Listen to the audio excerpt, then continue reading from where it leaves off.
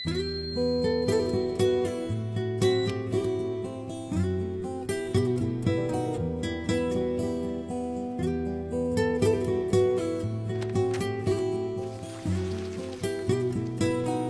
күнім қайталана беретін сериал секілді.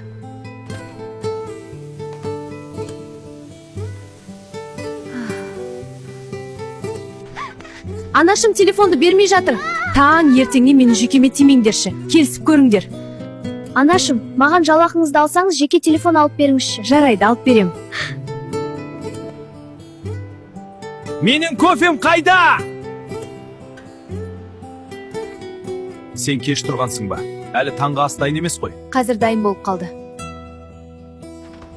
Мына заттың тұрғанына біраз уақыт болды. Неге тұр бұл? Неге қарамайсың? Ұмытып кетіппін.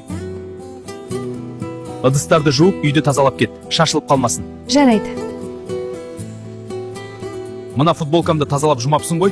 Жұмыста кешігіп жатырмын. Жұмыстан келген соң жуып беремін. Неге сонша шаршаумын?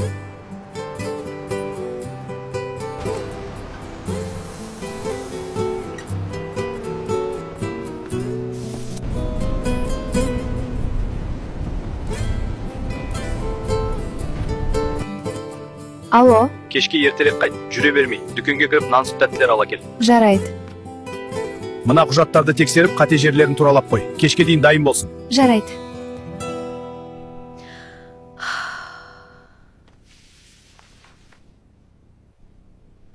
Аллаға шүкір біттім-ау. Кеш болып қалыпты. Тезіп қайтайын. Сізден 45 мың теңге болады. Төлем картамен ба, әлде нақты ма? Анашым, маған не келдіңіз? Неге сонша кешіктің? Аш қалдық. Тамақ дайында тез. Иә, қазір тез дайын болады. Тез мені ауруханаға алып бар, өліп барам, жүрегім-а. Сіздің анализдеріңізді қарап шықтым, барлығы жақсы. Өзіңізде қандай шағым бар? Аяқ қолым дірілдеп кетеді. Денем тоңа бастайды. Дем алуым қиындап тұншығамын. Жүрегім тез соғып, қорқыныш білейді санамды. Тура бір жүрегім тоқтап қалатын секілді. Мұның барлығы жиналған стресстен пайда болған. Сіз психологқа қаралыңыз, бірақ жүрегіңіз денсау, барлығы жақсы. Рахмет, дәрігер. Иә, рахмет. Мен қалайша осындай жағдайға түстім? Қалайша мен барлық ауырпалықты, жауапкершілікті мойныма алдым? Қашан, қалай?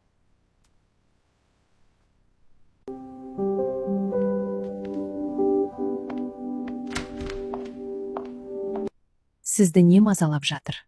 Маған өмір қызықсыз. Тура бір өмірдің бояулары кетіп, айналам тек ақ пен қара түстермен боялған секілді. Тамағымды бір түйін тұрады.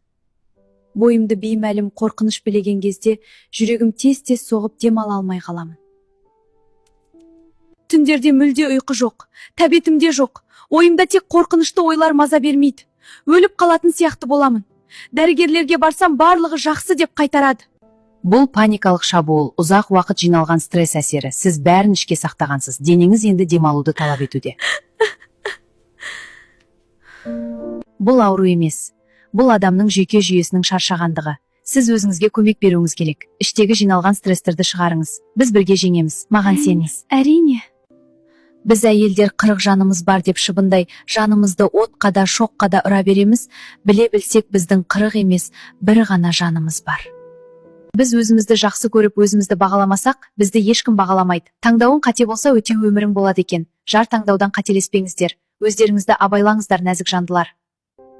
Менімен келіссеңіздер, маған тіркеліп, тегін лайкты басып, жақсы комментарий жаза кетіңіздер. Мені қолдасаңыздар, алда әлі қызықты видеолар шығады.